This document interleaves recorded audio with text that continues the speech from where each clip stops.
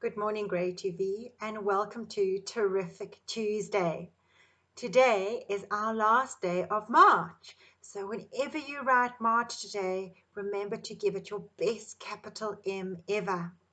Today, I'm going to call it Terrific Tuesdays, and today I've got a friend helping me.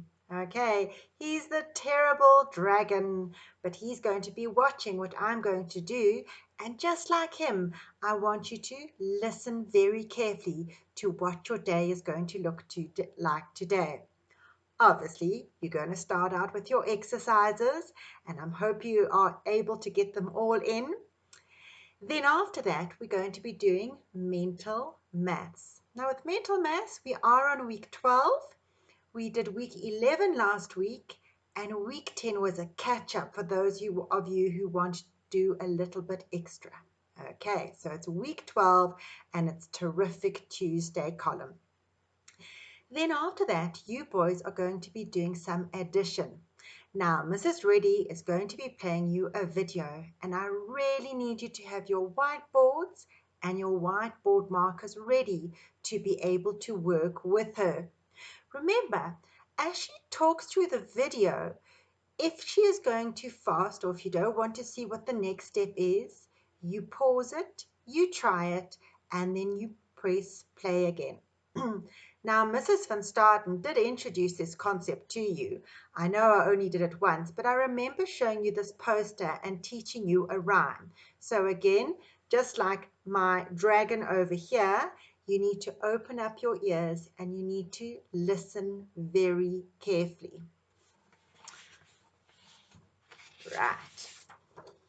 What happens is that when we add, our rhyme goes, adds up to 9, everything is fine. 10 or more, we like to go next door.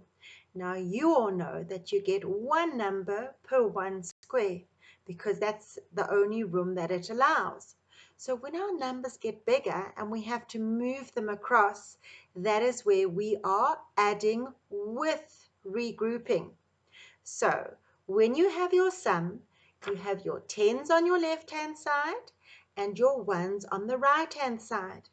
Remember, Mrs. Van Staden always said you need to start on your right, your right, your right. So let's add up this ones column and see if we get less than 9 or more than 9. So I've got 27 plus 15. In my ones column, I've got 7 plus 5. So once you've used your fingers, your toes, and your nose to work out what 7 plus 5 is, you're going to get the answer of 12. 12 is definitely bigger than 9. So in this case, it's not fine, okay? And we have to go next door. Mrs. Van Staden spoke about your minion. Remember your little person, your little guy? So when you add 7 plus 5, you're going to get the answer of 12. Remember to write them down underneath your equal sign. You're going to have a look at 12. 12 is made up of 1 10 and 2 ones. So I'm able to leave my 2 ones under the ones column, and I carry my 110 up to the tens column. Remember that he's there. So 7 plus 5 is 12. I write down my minion 12. I take my 2 ones, I put it underneath my ones column. I take my 110, I move them up to my tens column. Now I've got 2 plus 1 plus another 1, which gives me 4 tens, and my answer is 42. Remember to watch Mrs. Reddy's video and to work with her on your whiteboard. Right, then you're going to be moving on to spelling. Spelling is will, and twill. Lots of circles we were doing and getting rather dizzy. Today, you are going to go in your plastic folder with the number 12 in it, and you're going to find your 2 spelling worksheets. Now, grade twos, you've really got to remember you need to use your ruler to draw a line at the bottom, a line down the side, and you need to cut out your worksheet. Okay. Then you're going to stick it into your book, and on the first column, you need to write today's date, which is 31 March. Remember, today is the last time we're going to be writing our date of March, so we must remember our date. Then you are going to copy the spellings. You're going to see the spelling, you're going to say the spelling, you're going to cover the spelling, you're going to write the spelling, your dots and dashes, and then you are going to check that your spelling is correct. After that, Mrs. Sabadin is going to be giving us a handwriting lesson on the letter U. Okay, so the lowercase u actually looks like the uppercase U. So in this time, we are quite lucky with our U. After that, you boys yesterday started planning your story on what would happen if the dinosaurs came back to Johannesburg, and I was so amazed by your planning. You are very welcome to go back and watch this video again from yesterday. What you're going to do now is you're going to start to write your story, and Mrs. Van Staden's going to give you a few tips on how to write your story. Now, writing a story is very much like climbing a mountain. Okay, so I've got a mountain over here. So over here is your opening where you start by climbing your mountain. Then it gets rather tiring because you're getting to the build up. Then when you get to the top of your mountain, the peak, or you've summited your mountain, that is where all the dilemma occurs. Sure, and that's the big chunk of the story. Then you can slowly climb down your mountain where you're solving whatever your problem was, and then you get to the closing of your story. So all stories have to have a beginning where you introduce the characters and the setting. Then they've got to have the problem, which is the dilemma. Then somehow, and that is the middle, then somehow on the way to the end, you've got to solve that problem, and then you can close your story off. If I have a look at this picture, it says how to write a good story. Okay, so you have your opening, which is the bottom of the mountain. Okay, your opening, which is the bottom of the mountain. And it says you need your characters. Who are the characters in your story? Then you go on to the setting.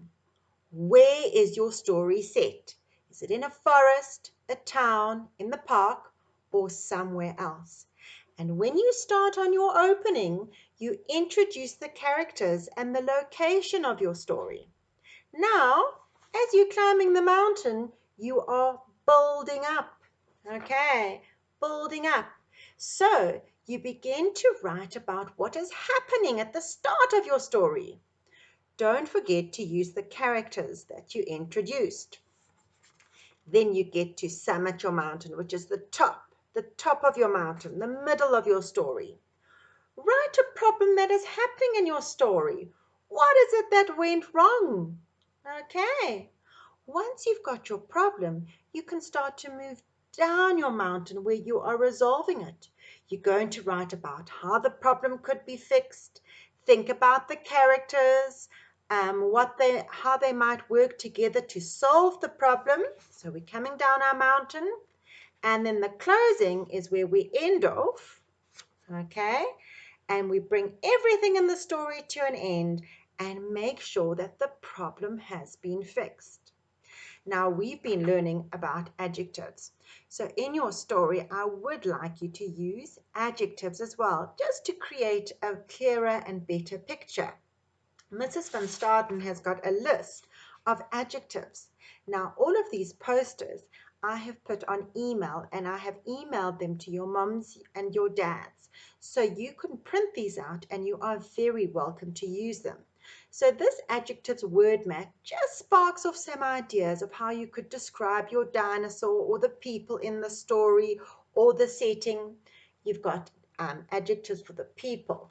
Are they adorable, beautiful, grumpy, odd, or handsome? Then the objects, maybe the objects in your story. Are they bright? Are they gleaming? Are they long? Are they strange? Are they sparkling?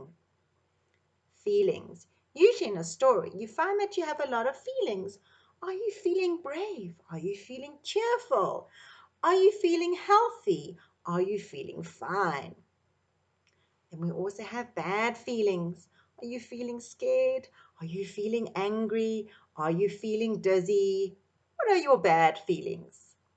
Then size. And I think this one's very applicable, the size, because I'm sure you're going to have some dinosaurs in your story. Are they big, colossal, enormous, gigantic, long, puny, short, tall? What is the size of your dinosaur? And then finally, when did your story happen? The time? Was it long, long ago? Was it early? Was it quick? Was it maybe it was a young dinosaur? Because remember, dinosaurs are extinct, an old dinosaur.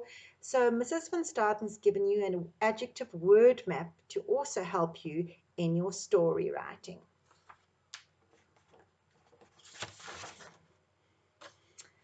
Then after that, with reading, Mrs. Van Staten's Missing Your Voice. She saw, oh, you loved your dinosaur projects, but now I want to hear your voice and see you again. So for today, you're also going to read your story to me. It's my story time. And you're going to video it and then upload it onto Seesaw.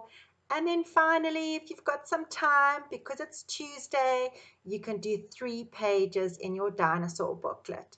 And that's just to keep you busy so you stay out of mom's and dad's hair. But wishing you a terrific Tuesday. And we are now going to sign off and say bye. And I really look forward to seeing all your hard work. And I look forward to reading your stories on dinosaur. Okay, lots of love. Bye.